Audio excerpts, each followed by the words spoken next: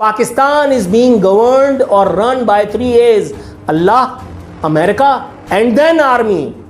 America हुक्म देता है तो फिर आर्मी कुछ करती है। अड्डे दे दिए जी, वो मतलब अमेरिका को अड्डे दे दिए। हाँ, दे चुके हैं हम तो उनके मुताबिक। मालदीव्स के जो टूरिज्म के मिनिस्टर हैं वो मिन्नतें कर रहे हैं, रिक्वेस्ट कर रहे हैं इंडिया की कि आप एक बार फिर से हमारे मुल्क में आएं और टूरिज्म को बहाल करें। हमारे भारत के अंदर मालदीव के फॉरेन मिनिस्टर साहब जो है, उनका नाम जमीर साहब है, वो दौरे पे चले गए हैं।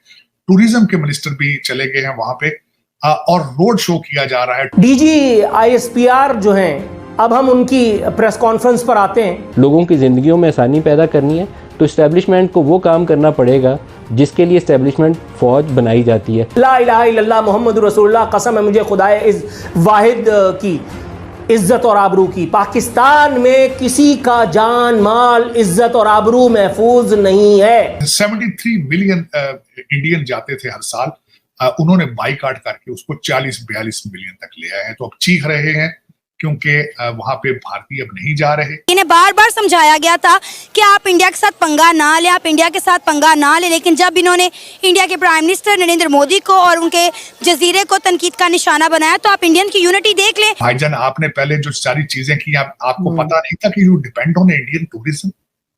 बिल्कुल बचगाना हरकतें आप पहले करते रहे, उनके PM को मोदी साहब का मजाक उड़ाते रहे हो, कभी कुछ करते रहे हो। अब मेरे बच्चे बड़े होकर के ये कहेंगे भी कि हमें पाकिस्तानी फौज ज्वाइन करनी है, मैं कहूंगा बेटा गन्ने का रस बेचना शुरू कर दे, इज्जत की रोटी होगी। इसलिए कि पाकिस्तान में इमरान खान ने जो आपके साथ किया है। अब वो भाईजान जो शी हैं उनसे पैसे मांगे, अब भारत के रोड शो करने का क्या फायदा? बल्कि मुझे तो डर है कहीं कोई थप्पड़ ही ना मारते आपको रोड शो करते करते लोग इतने आपसे मुतनफ्फर हैं। भाई हमारी इकोनॉमी को बचा लो। और ये बात मालदीव्स को अब जाकर के पूरी तरीके से समझ में आ चुकी है कि आप इंडिया से नहीं ले सकते, आप इंडिया से अपने रिलेशंस को खराब नहीं कर सकते। ये बात सबसे पहले समझ में बांग्लादेश को आई थी। हुआ क्या था कि साल 2019 में आपने देखा होगा कि बांग्लादेश की जो PM है शेख हसीना, उनके रिलेशंस इंडिया के साथ में बहुत अच्छे से, हमेशा से इंडिया बांग्लादेश के रिलेशन अच्छे ठीक ठाक लेवल पर रहे हैं। लेकिन शेख हसीना को ऐसा लगा 2019 में कि चाइना से भी अगर हम रिलेशंस अच्छे कर लेते हैं तो उसके लिए बांग्लादेश को फायदा होगा। इंडिया से खराब नहीं करेंगे लेकिन चाइना से ठीक रिलेशंस कर लेंगे, उससे कोई प्रॉब्लम भी नहीं थी। उन्होंने 2019 में चिट्टगोंग पोर्ट को लेकर के काफ़ी ज़्यादा डील करने की कोशिश करी चाइनीज़ गवर्नमेंट के साथ। कई बार चाइनीज़ ऑफिसर्स जो हैं वो बांग्लादेश में विजिट भी किया उन्होंने, और उनकी कई सारे सेक्टर्स में MOUs भी साइन हुए।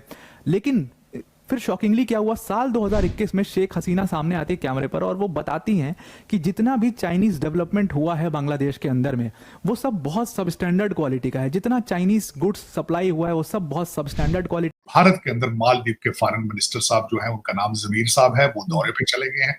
टूरिज्म के मिनिस्टर भी चले गए हैं वहां पे और रोड शो किया जा रहा है टूरिज्म को प्रमोट करने के लिए मालदीव पे।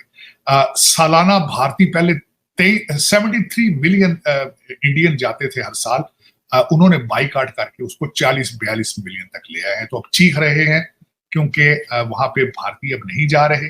तो अब वो आके रोड शो कर रहे हैं मुख्तलिफ शहरों में पे कि आप वापस आए, हम आपके गले में फूल डालेंगे। तो भाईजान, आप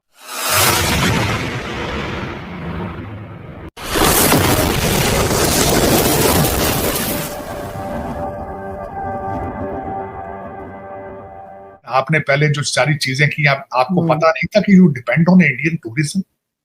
बिल्कुल बचगाना हरकतें आप पहले करते रहे, उनके PM को मोदी साहब का मजाक उड़ाते रहे हो, कभी कुछ करते रहे हो। जब आपने इंडिया आउट की कैंपेन चलाई थी, जब इलेक्शन में कुछ जीतता था, सबसे पहला दौरा वो भारत का करता था, लेकिन मोइजू साहब सबसे पहला दौरा टर्की का किया उन्होंने। फिर उसके बाद चाइना चले गए, फिर आपने उनके साथ डिफेंस कॉन्ट्रैक्ट कर लिया।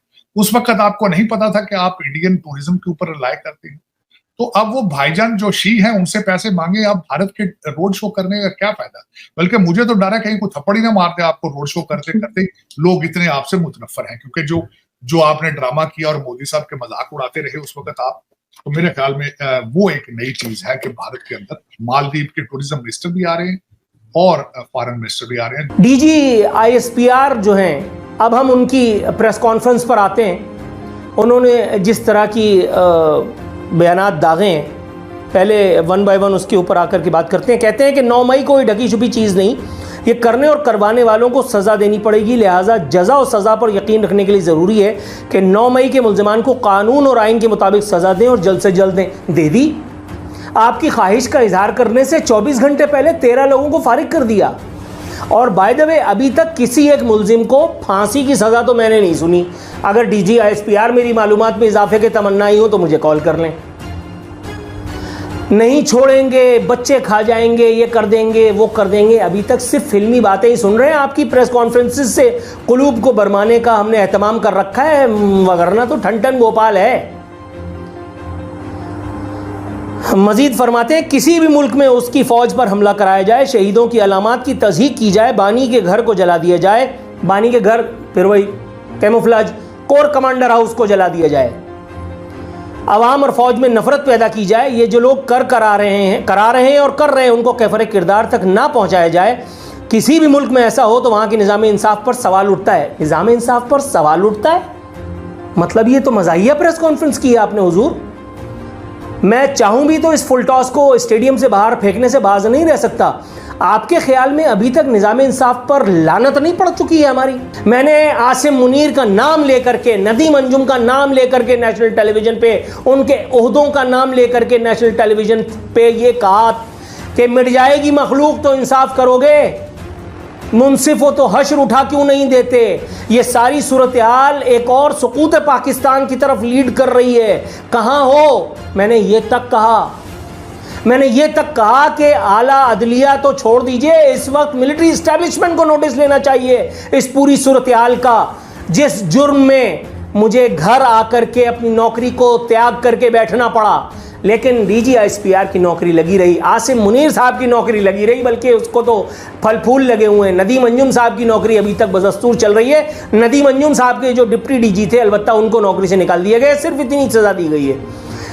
इमरानडूज फौजियों को सिर्फ इतनी सज़ा दी गई है। भाईजान ये अचानक से तो नहीं हुआ। इमरान खान एक नासूर है इस मुल्क और मिल्लत का, आप आधा सच बता रहे हैं। पूरा सच ये है कि उसको पाक फौज ने तैयार किया था। पूरा सच ये है कि उसको कोर कमांडर्स की मैयत में तैयार किया गया था। पूरा सच ये है कि उस एक मलाउन को माइकल जैक्सन चश्मा पहना करके, जो 9 मई का मेहमान था, जनरल बाजवा मनूस, उसको आपके आर्मी चीफ बराबर में बिठाए हुए थे यौम शोहदा पर। तो आपकी आला अदलिया खिल्ली क्यों नहीं उड़ाएगी? यूथी आपका मजाक क्यों नहीं उड़ाएंगे? पाकिस्तान इज बीइंग गवर्न्ड और run by 3 A's, Allah, America and then army. America हुक्म देता है तो फिर आर्मी कुछ करती है।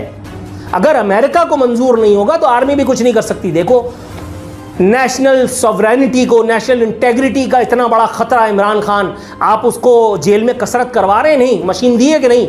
2 कमरों का 1 कमरा आपने करवाया है कि नहीं? उसकी ठरक मिटाने के लिए बुशरा बीबी को उसके पास पहुंचवाते हैं कि नहीं, आला अदलिया के, इमरानी अदलिया के हुक्म के ऊपर? अभी और बहुत सारा कुछ का आपने करना पड़ेगा। ये सारा टाइम पास तो हमने देखा है। 1992 में अल्ताफ हुसैन को यहाँ से बाहर भगा दिया फौजी भाइयों ने और MQM के लॉन्डो के खिलाफ ऑपरेशन लॉन्च कर दिया। So what? पीपल्स पार्टी की करप्शन की बातें की जाती थी और उसके बाद जो है वो आसिफ अली जरदारी को दूसरी मरतबा आपने सदर पाकिस्तान भी मुकर्रर फरमा दिया है। मिस्टर 10% किसने कहा था? इंटरनेशनल जो है ऑब्जर्वर्स, इंटरनेशनल मीडिया में मशहूर थे। मिस्टर 100% उनको दूसरी मरतबा किसने बनाया? आपके इदारे ने।